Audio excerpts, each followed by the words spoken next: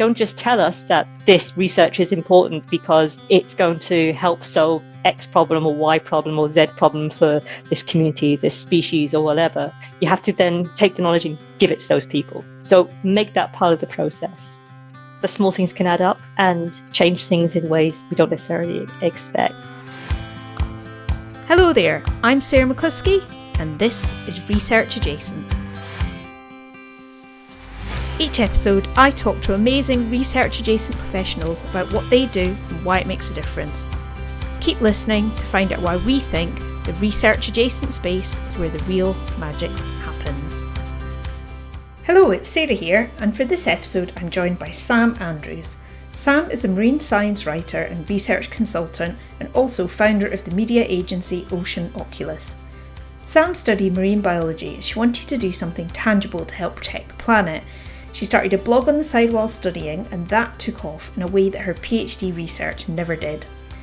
Now she approaches communication in a very holistic way with a focus on impact and behaviour change, contextualised depending on the local situation. Given her area of expertise, it did seem very fitting that for our conversation Sam joined me from an island in the Indian Ocean, and the fact that the internet worked for that will never cease to amaze me. Listen on to hear her story. Welcome along to the podcast, Sam. Thank you so much for joining us all the way from La Réunion in the Indian Ocean. Yes. Yeah, that's right. I'm sure we'll hear all about that. So could you tell us a bit about what it is that you do?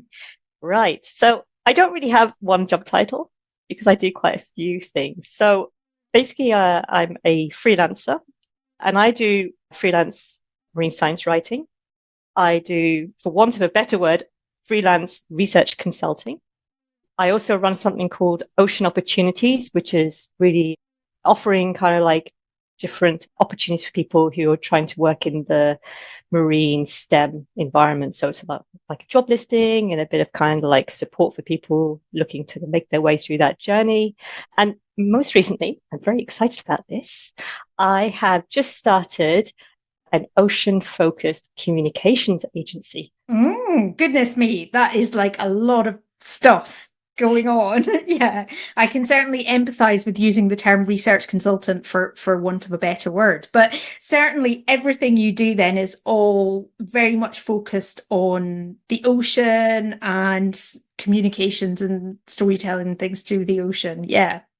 Yeah, that's it. I mean, the thread that really kind of pulls everything together is so my background is actually marine biology, and I went into that field because I was very interested in basically doing better for the planet and particularly for our oceans, and how can we take better care of our planet, do things more sustainably, look after other people and all this kind of thing. And really that's kind of the thread that pulls all of this together is doing better, I guess would be the way to sum it up. Yeah. And so how do you think that, for example, communications and, you know, the kind of media agency and things like that, how does that contribute to us doing better for the oceans? Yeah. So we have a lot of good science.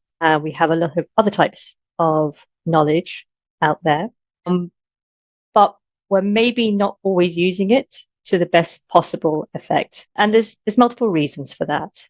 But one of the big reasons is that we're not necessarily very good at getting that information out into the hands of people who need it and presenting it in an understandable way, but crucially also having conversations. So it's not just about telling people facts, figures, data, opinions, if you like, you know, if you're dealing with stakeholders, you know, I think this, I think that, which moves a bit more outside of the realm of science, but it's really about having that engagement and those conversations and fostering ways to work together so we can actually come up with workable solutions will be the crucial thing. Because, you know, we don't want to come across, you know, and say, well, we can do this thing and it's going to be great for X, but actually for Y, it's going to be utterly devastating, for example. And that's really what communications is really all about. And I use communications as a very encompassing term for any kind of outreach, engagement, knowledge sharing that we do with each other. Yeah, I'm with you on that. I use the term communications as well, very broadly. And so you said you started as a marine biologist. How did you go from marine biology to what you're doing now? What's the journey been? procrastination is the truth. Absolutely. So I actually went and back to school when I was 28. So I used to work in finance and I worked for the local government, lots of kind of administration type roles. But I always had this passion behind to go and do some kind of conservation type work, working with the environment, sustainability. And eventually I decided to take myself back to school. And when I did that, I thought I wanted to be a scientist because we need more science so we can know how to do things better, so we can save the world or save the whales or, have healthier fisheries and all this kind of thing. And, part of that is true. Yes, science is very important. We do need more science, but obviously, science in and itself isn't going to change things. We need that extra step, and communications is part of that. But basically what happened was I was doing my master's and I started writing a blog about the science I was reading, just kind of like short articles, kind of some cool science. And I say it's procrastination. I should have just been working on my assignments instead of doing that. But I guess I kind of liked it. And I didn't really think about it too much. And then one day this editor contacted me and he said, "Oh, I like this article you wrote." It was only like a small thing. He says, "Can I pop it in our magazine?" And I was like, "Yeah, sure. Why not?"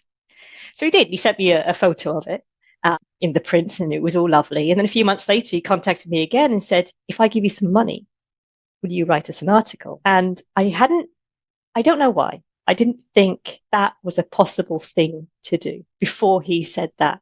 And of course I knew because, you get great people who's doing all sorts of science communication in different ways. And you have, journalists and science writers and all this kind of thing. But that was really, I think, the point that kind of kicked it off because I did the article. I did a few more things. I started working with a couple of people. And then because I'm a bit of a scientist, I got a bit intrigued in the science communication and all this and started thinking about all this behavior change and all the rest. And all this was kind of going along the same time as my science path. And then I started doing my PhD. And unfortunately, I didn't choose the best PhD for me. It involved a lot of coding. And it turns out I'm not very good at that kind of thing. I didn't know before I started my PhD. Oh. Hindsight's a wonderful thing, of course. But so, I was doing this PhD and it wasn't going as well as it could have done.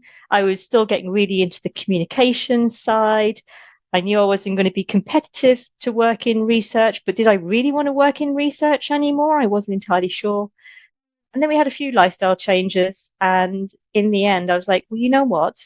Why don't I move forward with this communication? This is clearly where I'm most passionate of. I know it's something I can do because people come to me and ask me to do it, and they part their hard-earned cash for me to do it for them. So there must be something in that. And then the research consulting was purely because, I do still find science very important. It is very important. I still enjoy doing some of it. And now it's about finding those right kind of things to go along. So I get the best of both worlds, I guess. Yeah, little bits, all sorts of little bits there. And certainly your career as well, in terms of not just the journey you've taken with the jobs you've done, but you've had quite a journey around the world, haven't you? So I think people listening to your accent might be surprised at where you are now. Yeah. So I'm originally from Jersey. So for those who aren't familiar, it's a small island not far from the coast of France in the English Channel. We are English speaking island, not French speaking. So from there, I studied in England. So I did my undergraduate and my master's there. And I also did part of my master's in Australia, which was great. I went and did, I did part of my undergraduate in Canada as well. It's one of the, I feel like I've been everywhere. I ended up moving to Canada for 6 years, maybe 7 years, I think it was. And then I relocated to France. And then I have relocated to La Réunion, which is still actually France. It's just an island far away. It's like they're overseas departments. So I'm here until the end of this year. And then I move back to mainland France, as it were. So yeah, I've been all sorts of places doing all sorts of exciting things. Yeah, quite a journey. But you've seen oceans in lots of different parts of the world, though, I imagine. And that must give you a great perspective when it comes to understanding and sharing the science that you talk about because you've got that first-hand experience of what it's like in lots of different places. Yeah, yeah, it does. And it's also the importance of talking to people when you're at these places as well, and understanding the particular environment in their society, the barriers that they face, particular issues that come along with all that kind of thing. It's very different. And it's really interesting that you can have some great knowledge built up and a good solution built up that's really great in one area, but it doesn't necessarily work in another place. Sometimes it just needs to be tweaked a little bit, and then that's okay. But sometimes it's just not going to work for various reasons. It's just not the right solution. And it does bring different perspectives, and it does actually make you kind of stop more often and go, oh, hang on a minute, we need to think about this a little bit more. So maybe in some ways it slows things down, but I think in the end you end up with a better solution. Yeah, I think, as you say, it's now, certainly as I've gone through my career, that realization that communication is so much more than just choosing the right words or choosing the right images or graphics or whatever it is to convey a message. It's understanding what you want to be the outcome of that conversation, understanding the people who are receiving the information, making it more of a conversation with them, understanding. I've gone so deep into like the science of behavior change and things like that to help with the communication. Yeah, absolutely. And that's actually part of the underpinning of the agency. So the agency is very much about collaboration. It's very much about bringing people together who can do all sorts of communication in various guises, or communication adjacent. Maybe that's a thing as well. Bring all that together and do that. And part of that is actually having people who are from different cultures, not only just to have different experiences, but people with different knowledge and backgrounds and can say, well, hang on this, or people who can relate to the clients essentially. Because I say every situation is different. And we can even take it down to a base level. A lot of science now is published in English. For better or for worse, I do think it's very helpful to have a common language. And, for me, it's great that it's in English. It takes down a barrier for me, but we know that people who have English as their second language in science, they struggle. There's a lot more hurdles. But then if we translate that information now into reaching out to our local population, our local community, the stakeholders who are going to be able to use this information, well, one already, maybe the science itself is, you don't really understand all the nuances and the details. And then if you're doing multiple papers, how do you pull all this kind of thing together? Then you have, like say the terminology and all that. But then at some point it needs to be in your own language, right? It needs to be, it's easier. Yeah. I don't know if you've ever tried to learn a second language. I'm trying to learn French right now, and I can tell you without a shadow of a doubt, when it comes to complex things, working in your own language is easier. And there are certain nuances that come with that. And so for me, as part of the agency, one of the things that's really important is to have people who have different language, speak different languages, who have different cultural backgrounds, who are situated around the world, who can relate to different people and different societies and different situations. Yeah, so important. And yeah, I'm terrible at languages. I'm good at other things, but languages are not a strength, so I can really empathize with you there. And so with some of the things that you've worked on, I'm sure there must be some things that stand out that you're really proud of, that were really exciting to be a part of. Maybe you could give us a couple of examples. Gosh, yeah. I always find it's a hard question to answer.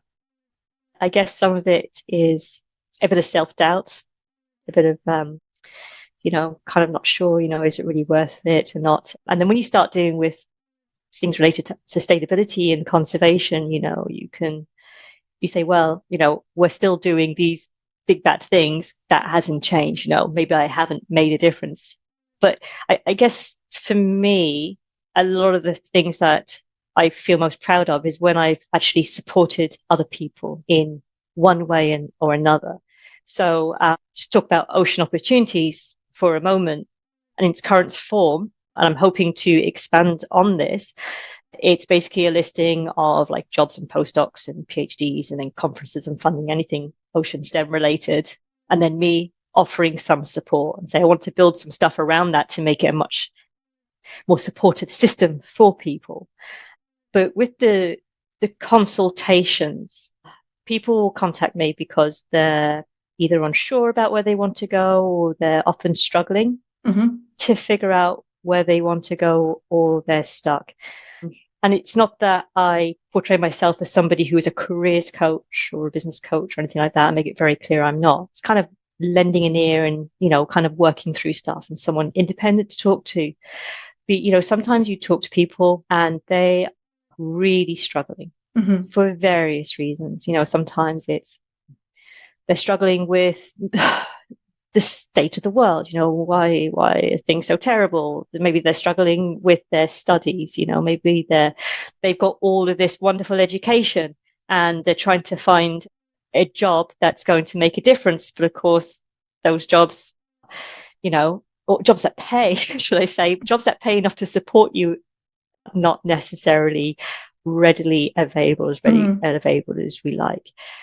And they can be very difficult conversations to have.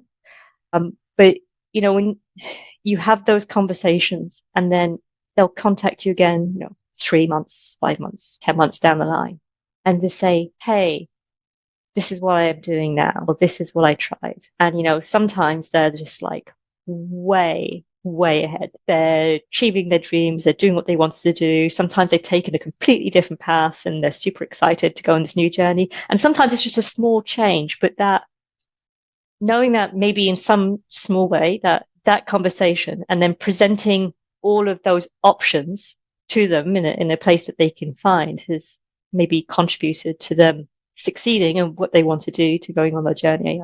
I think that's really worthwhile. And then on the communication side, a similar thing. So I often get contacted by people who have read things that I've written, and they will say, I read your article.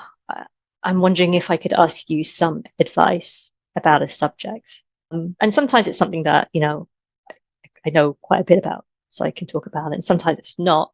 And then I have to say, well, I'm not an expert in this. But what it normally is, it's that they don't understand something. And I'll give you an example. I had this fisher contact me, and they were a bit distressed because they had been at one of these meetings with their government, and they were talking about cutting quotas and all the rest, and the livelihoods, and they had a group of friends, and they were all confused. They didn't know what was going on, and just fundamentally, what the problem was, they just didn't understand all of the information being thrown at them. It was too scientific. It was too technical. And so, when I kind of read it and I said, this means this and this means that, and I know nothing about your fishery or particular situation. And then, they would say, oh, yeah, okay, no, well, that makes sense because we've also seen this. Kind of helps. I don't know what happened with them in the end. I don't know whether they, I don't know what happened, but they left with that extra knowledge and understanding, and then they could go back and they could ask questions that they needed answering, or they could make suggestions, to try and figure out a solution that maybe would be less damaging for them, or maybe they kind of agreed with actually what the government was saying in the end, that too much fishing was going on. I don't know. So it sounds like for you that sense of making a difference in the world, having an impact, even if it's just on one person's life, is really important. Yeah, and I think that's probably the way to do it, because like I say, if you try and think about saving the world, it's overwhelming, and I think probably anybody in this field or similar fields, they get that feeling of being overwhelmed and how do we tackle this? But the small things can add up and change things in ways we don't necessarily expect. And I don't think we should necessarily discount those smaller things that every one of us do, because it didn't make a huge amount of change all of a sudden. And of course, if I ever did something that caused a huge amount of change and, saved all the coral reefs in the world, well, then I'll be absolutely delighted. I think nobody needs to put themselves under that kind of pressure. But yeah, I think it's so true that we focus on, like big numbers and thinking about, oh, this is such a huge problem, or, this article's been read by so many hundreds, thousands of people. But actually, change happens on a person by person basis, doesn't it? Yeah, yeah, that's it. So a lot of the writing work I do is actually it's not like the big newspapers. Mm-hmm. It's for like smaller niche publications. And, you don't get the big media kind of shebang with that. But actually what you're doing is you're reaching out to people who are reading these things for a specific reason because that's the area they work into. Yeah. And actually those are the articles that I get the most people who are seeking further advice or pointers or where do they go next and all this kind of stuff from. Um, yeah. Interesting. Yeah. Yeah.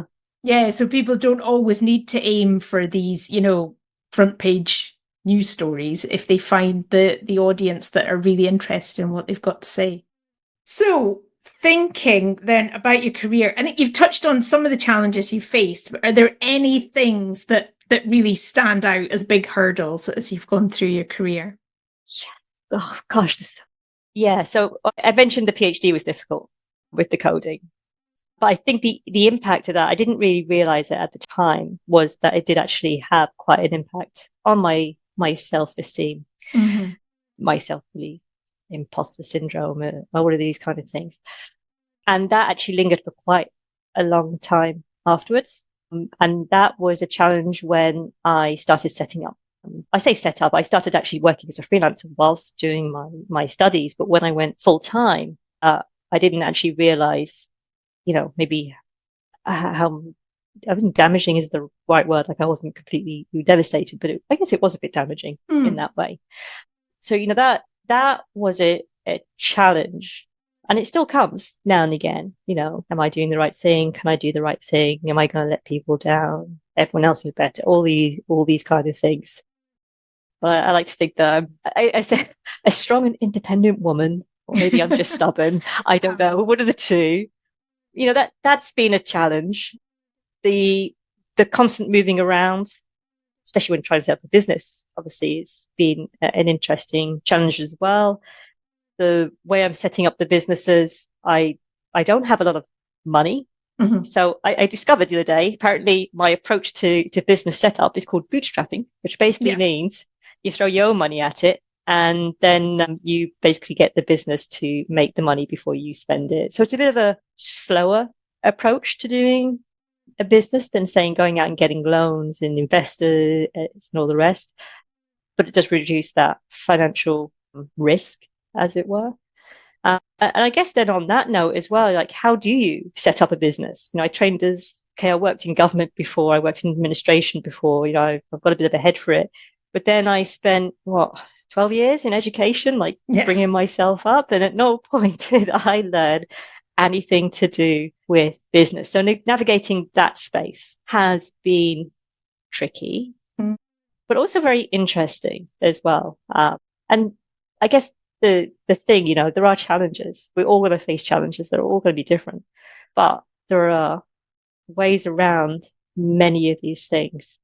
And then if I can offer a solution that I found most helpful for getting around pretty much any challenge, actually maybe including the issues with the self-esteem that happened, was just talking to people, just reaching out and saying, hey, you don't know me, which I know is very hard when you've got low self-esteem. You've got to kind of build up to get there.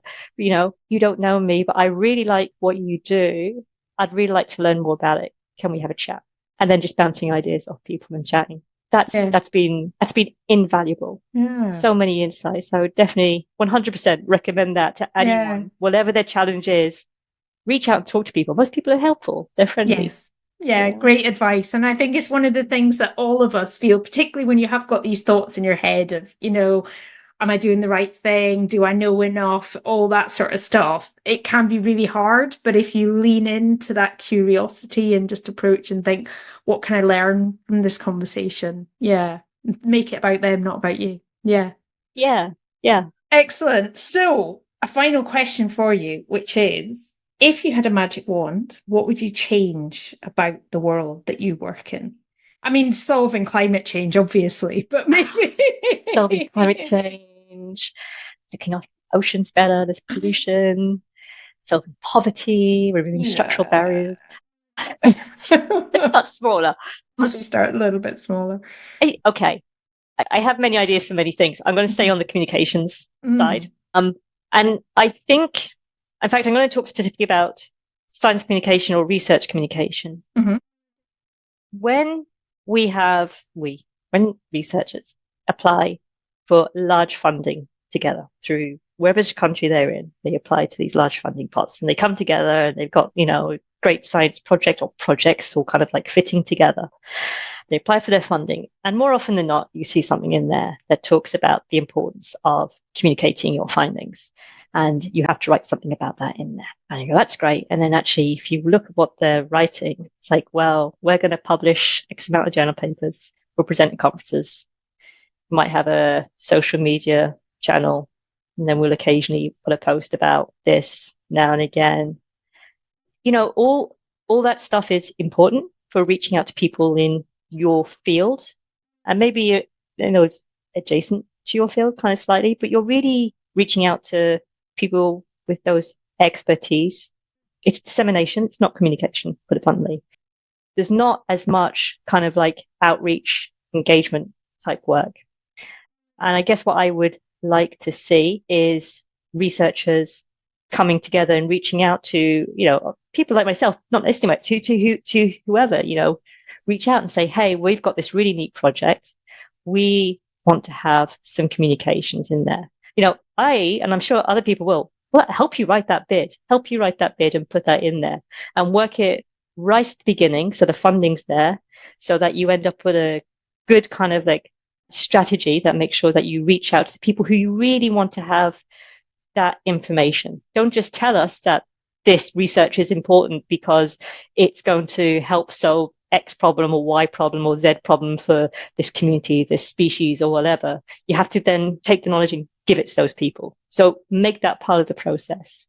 And I think that's one of the big challenges that I'm not quite sure how to kind of like to solve yet. When I talk to researchers who kind of work on these larger projects, they are thinking about it. But of course, when it comes to writing the project and putting the bid together, the science is taking precedence because that's what they do. Yeah. But I guess it's just maybe it's better collaboration between or better outreach engagements on the part of communicators as well to really kind of reach in and work with researchers and help them understand how we can support their research and actually help their research make the difference that they hope it's actually going to do. Yeah, I think there's a lot of people saying the same thing, chipping away at that. So hopefully, then we might get there at some point in time. But yes, any researchers listening, think about your engagement and your communications sooner rather than later. Yeah.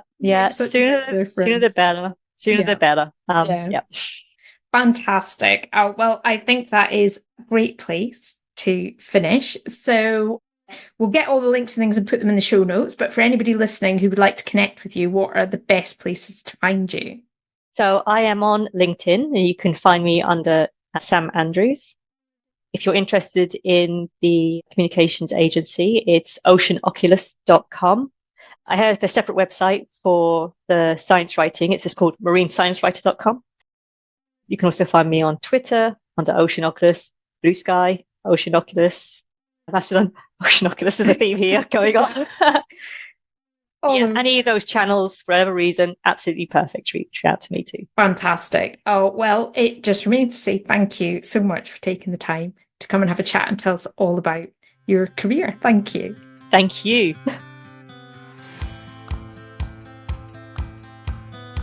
Thanks for listening to Research Adjacent.